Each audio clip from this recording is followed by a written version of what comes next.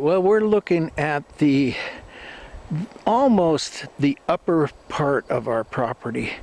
This is the southwest corner, and this time of year the little grasses are growing. It's very cute, and what you can see if we look up is our two biggest cedar trees, and they are right there, and they've got to be 120, 140 feet tall.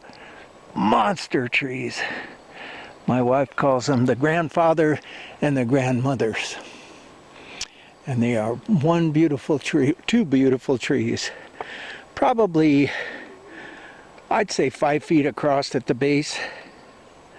And we're gonna sit down for this one.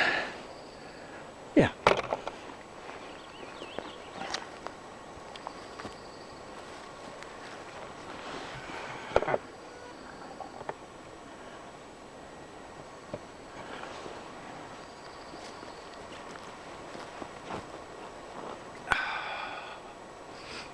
Okay, it's spring. We got a couple of days till the equinox. You know, we didn't get much rain this winter, but what the hell? It's pretty out, and it'll be this way for another month, and then it'll start to dry out, and all hell breaks loose. So this is a story about the Lazy R Ranch. We're going to go back to, I might have been 18, wild and crazy, pretty much at the end of my hippie era, just kind of moving into motorcycles. I had a Triumph 650, in 1959 if I remember correctly. Me and my buddy just, you know, we drove everywhere with those machines. And, you know, there was a kind of a small group of us. And, you know, it was fun. We had a great time. And the Lazy R Ranch was in Oakland.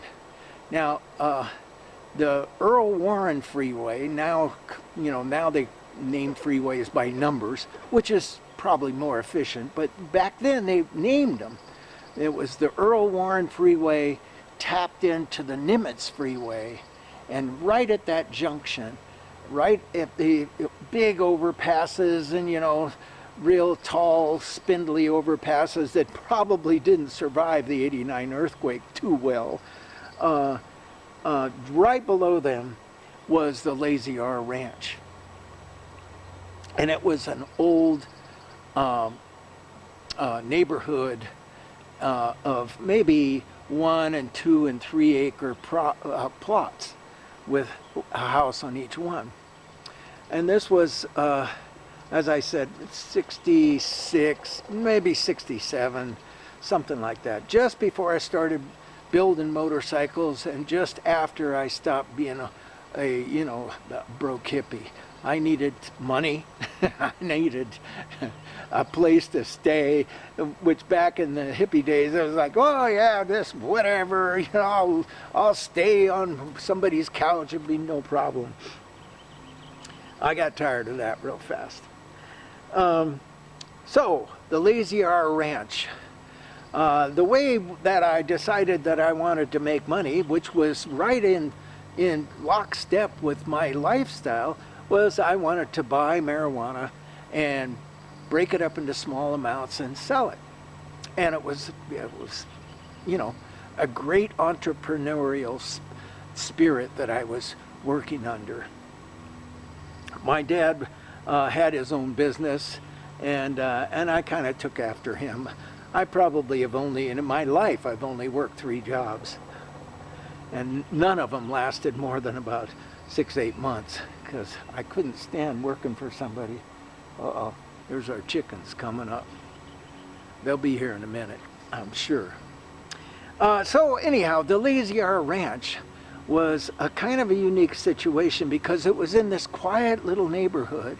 And here was this guy, an Italian guy, who was working his way up the ladder of criminal activity, you know, trying to be get to the point to where he's a made guy, You know, just like in The Godfather.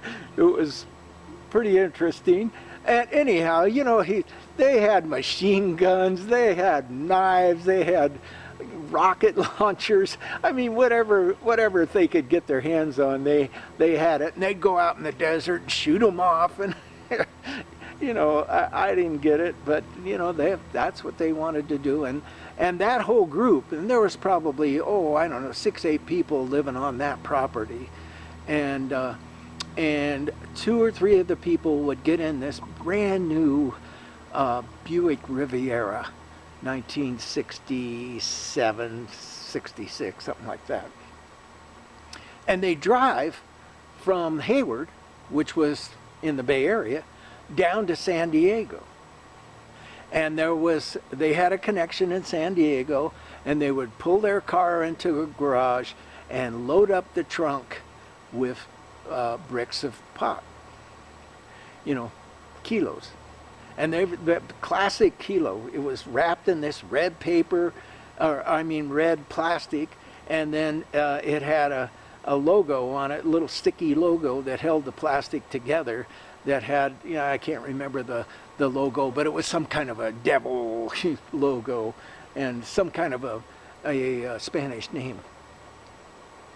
So they'd be in San Diego, they'd load up this thing until the wheels were rubbing. Well, not that bad, but certainly the car was sitting on the frame. And so the whole car was like, you know, jacked up. But in those days, a lot of cars were jacked up like that, so they could kind of get away with it. And they'd get in the car and they'd drive all the way back to Hayward and to the Lazy R Ranch. And, you know, they were doing cocaine and, you know, some heavy drugs at that point. You know, I having spent time in the mental hospital, and if you're following along here, you'll know that I got warned away from those heavy drugs when I was fairly young. So I didn't partake, but I did help them clean up the pot, because, you know, in those days you'd get a kilo of marijuana, and probably a third of it would be seeds and stems, and you couldn't sell it that way. You had to kind of go through and clean it out and get rid of the seeds and stems, and you'd end up with 2/3. But, you know, a kilo was, I can't remember, it was like $60. It was pretty cheap. So, you know, he'd bring this whole trunk full of pot back, and he'd show up, and there, you know, we'd all know he's coming, so we'd all show up at the Lazy R Ranch to help clean.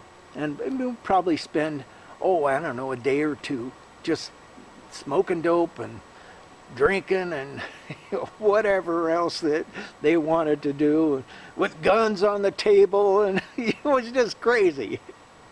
And cleaning pot. And finally, when we got all done, we'd, you know, I'd buy a certain amount up front, of course, because I didn't have any money. They'd front me probably a half a pound or something like that. You know, it was all I could afford. And then I'd take it home and split it up into small baggies of $10 ounces, and then take it out and sell it. Well, the Lazy R Ranch went for, I don't know, it must have gone for a year, maybe 2, and typical for the drug era, the people who were involved in the heavy drugs started to kind of lose it. And, put drugs and guns together is just not a bad combination. I mean, not a good combination. Nobody got killed, nobody got hurt, but there was a lot going on. And eventually the cops came in and raided the place. Now, luckily, nobody got busted because everybody was prepared for that. And I wasn't there at the time. But the Lazy R Ranch was quite an experience. This is Nick Collier checking out.